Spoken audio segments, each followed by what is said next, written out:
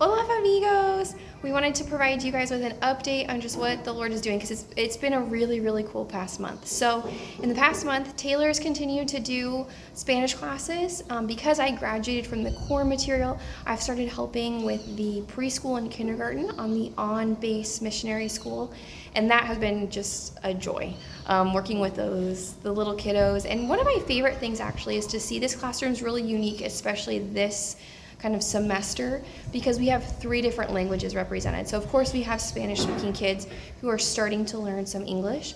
We have some English speaking kids who are learning to speak Spanish, and then we actually have a family from Germany, and their kids don't know English or Spanish, and so they have a big challenge ahead of them to learn to read and write without any shared language starting out.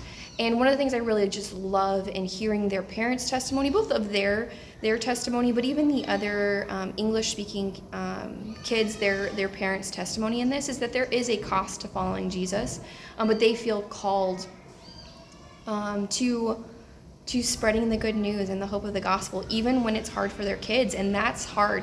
And to see these kids be diligent and to find joy and to continue to love and grow and push through, and for their parents to love and support them even on those days that are really hard in this trilingual classroom. But Jesus is worth it. And likewise, I wanted to tell you guys that we just got back from a 2-day mission trip up to a small town called Mosco. That's up in the mountains. It's an indigenous area.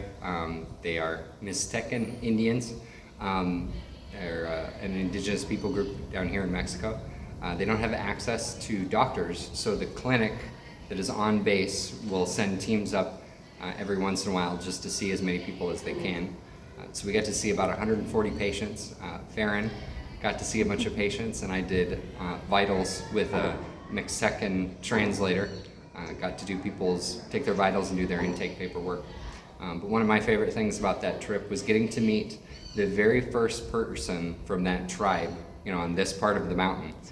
The very first believer, and he's still alive. He's an old guy now, but he comes down every time they have a team that comes up. He comes down to greet everyone and to encourage them, to say, hey, this is an uncomfortable place to come to, and we had to spend the night sleeping on the floor of the church, but it was worth it.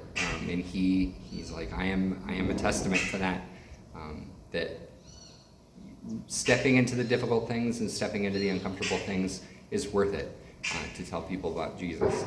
So thank you guys for joining us in praying for us and supporting us, and know that you are part of the gospel going forth into all the world and all the nations, tribes. It's so exciting to get to use our Spanish to reach a Mixteco speaking community, and you guys are a part of that. Thank you. We could not do this alone. We love you. We miss you.